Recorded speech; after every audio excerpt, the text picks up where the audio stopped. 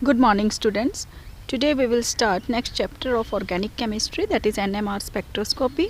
So first हम करेंगे बेटा principle of NMR spectroscopy. So principle of NMR spectroscopy में बेटा क्या होता है हमारे पास कि जैसे हमारे पास इलेक्ट्रॉन्स हैं वो क्या है स्पिन करते हैं अपनी एक्सिस के अराउंड, उसी तरह जो प्रोटॉन्स एंड न्यूट्रॉन्स होते हैं वो भी क्या है स्पिन करते हैं अपनी एक्सिस के अराउंड। ठीक है, इसमें आपने एक चीज नोट करनी है कि न्यूक्लियस के पास रिजल्टेंट स्पिन जिसको हम रिप्रेजेंट करेंगे विद आई, वो कब होगी बेटा जब उसके पास ऑड मास नंबर होगा या ऑड एटॉमिक नंबर होगा।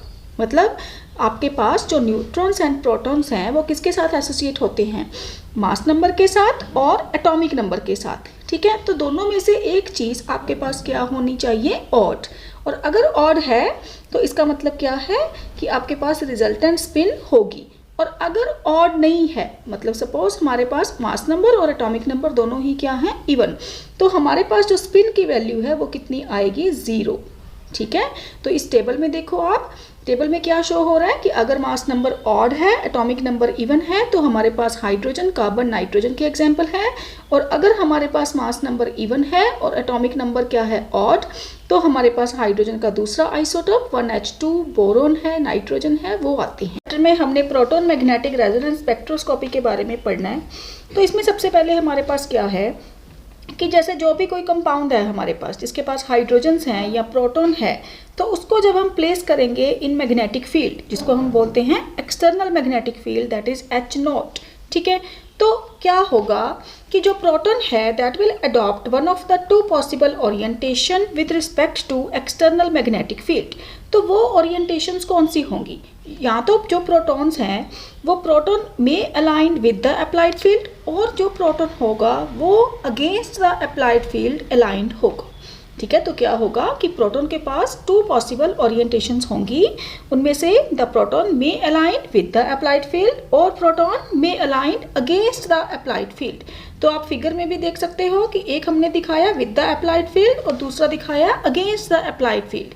तो उसमें क्या है, जो विद द अप्लाइड फील्ड है उसकी स्पिन क्या है +½ और अगेंस्ट वाले की स्पिन क्या है, स्पिन स्टेट -½ ठीक है, out of these two states of orientation जो ओरिएंटेशन है विद द अप्लाइड फील्ड उसकी एनर्जी क्या है बेटा, लोअर। और आपको पता है कि एनर्जी एंड स्टेबिलिटी क्या होती हैं, इनवर्सली प्रोपोर्शनल। तो जिसकी एनर्जी बेटा लो होगी उसकी स्टेबिलिटी क्या होगी, हाई। और जो orientation against the applied field होगी उसकी एनर्जी क्या है, हाई। सो इसीलिए उसकी स्टेबिलिटी क्या है, लो। ठीक है, तो ये देखो कि फिगर में तो स्पिन क्या है +½ उसकी एनर्जी लो है, स्पिन -½ उसकी एनर्जी हाई है। और जो डिफरेंस है दो स्टेट्स में उसको हम क्या रिप्रेजेंट करते हैं, किससे, ΔE के साथ। ठीक है, तो जो ΔE की वैल्यू है बेटा वो किसके डायरेक्टली प्रोपोर्शनल होती है, अप्लाइड फील्ड स्ट्रेंथ के। तो ΔE की वैल्यू देखो ध्यान से ग्राफ को कि अगर अप्लाइड फील्ड स्ट्रेंथ जैसे जैसे इंक्रीज हो रही है तो ΔE का जो मैग्नीट्यूड है वो भी क्या हो रहा है, इंक्रीज।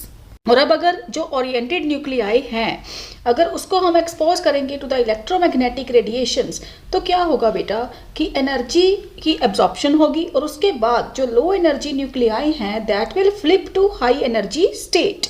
ठीक है, तो ये जो फ्लिपिंग है इसको हम बोलते हैं कि the nuclei are said to be in resonance.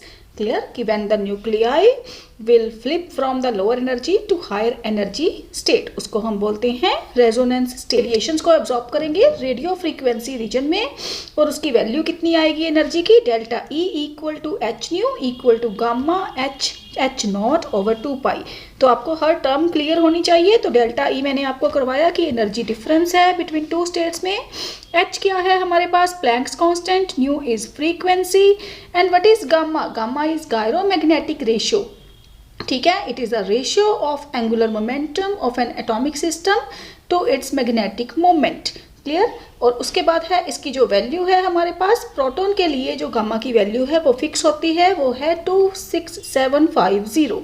Clear, तो ये था हमारे पास प्रिंसिपल ऑफ NMR स्पेक्ट्रोस्कोपी।